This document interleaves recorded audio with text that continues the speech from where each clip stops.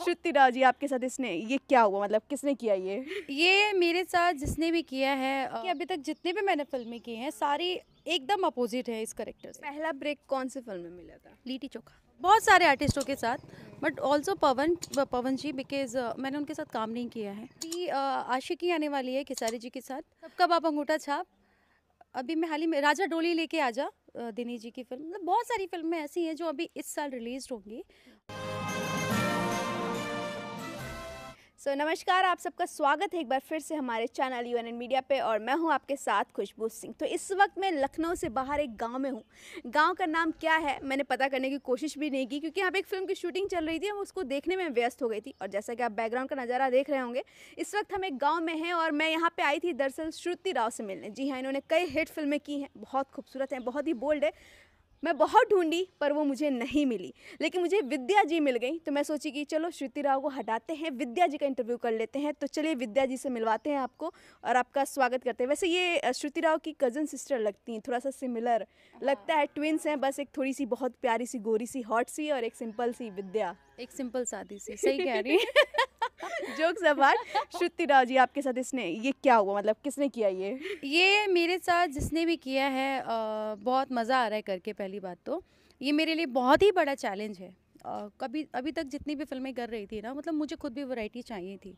तो इस फिल्म में मैं थैंक यू करना चाहूँगी प्रदीप के शर्मा जी का और राकेश त्रिपाठी जी का, कन्हैया जी का, जिन्होंने ट्रस्ट किया और इस फिल्म में मुझे इस सब्जेक्ट में कास्ट किया। बहुत ही प्यारा कॉन्सेप्ट है। हालांकि अभी तक जितने भी मैंने फिल्में की हैं सारी एकदम अपोजिट है इस करेक्टर से। तो मेरे लिए बहुत बड़ा चैलेंज है, तो मज़ा आ रहा है करके। क्या बात है। वैसे आपने इंडस्ट्री में कई फिल्में की हैं, कई सुपरस्टार के साथ की हैं, चाहे राकेश मिश्रा हो, प्रमोद प्रेमी हो, समर सिंह, खेसारी जी हो या फिर निरहुआ जी हो। लेकिन हम जानना चाहते हैं श्रुति राव की वो स्टोरी जब वो इंडस्ट्री में आने से पहले थी, और कब सोचा कि मुझे एज अ एक्ट्रेस बनना है। क्या था वो कहानी, हमारे दर्शकों को बताइए। ये कहानी मैंने सोचा नहीं था कि मुझे इंडस्ट्री में आना है और मेरी कोई तैयारी नहीं थी। मैं एक सिंगिंग की मेरी शुरुआत हुई थी जागरण के थ्रू। मैं जागरण करती थी। अच्छा गाती हैं मतलब? नहीं, अभी नहीं गाती। अच्छा। टाइम ही नहीं मिलता।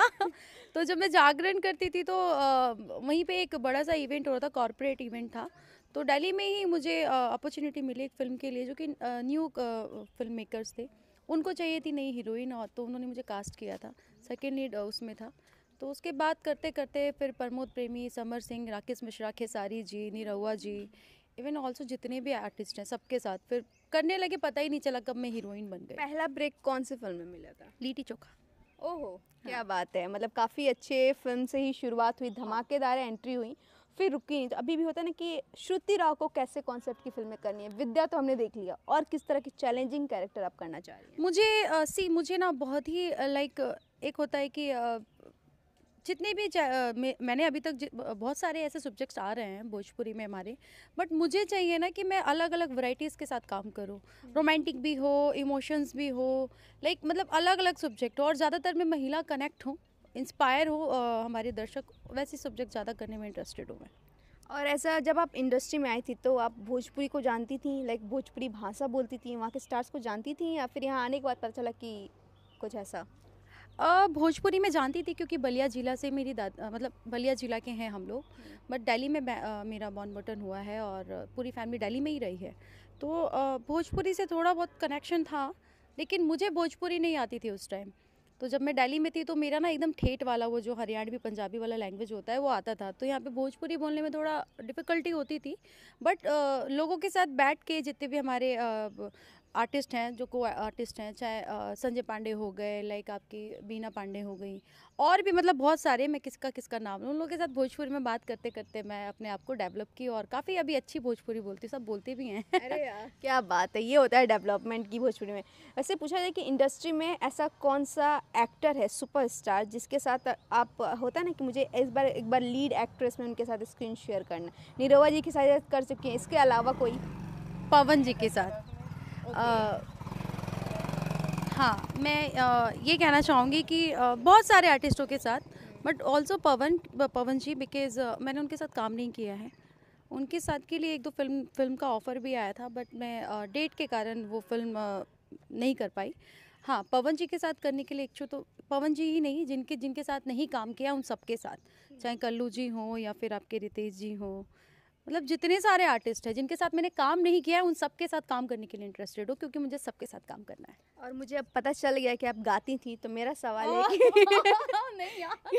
कि वापस ये जो गायकी थी जिसकी वजह से आप मतलब होता है ना कहीं वही एक सीढ़ी बना आने का, कि आप जाती नहीं तो फिर आती कैसे, तो कब सोचा कि एटलीस्ट एक गाना तो मैं करूँगी?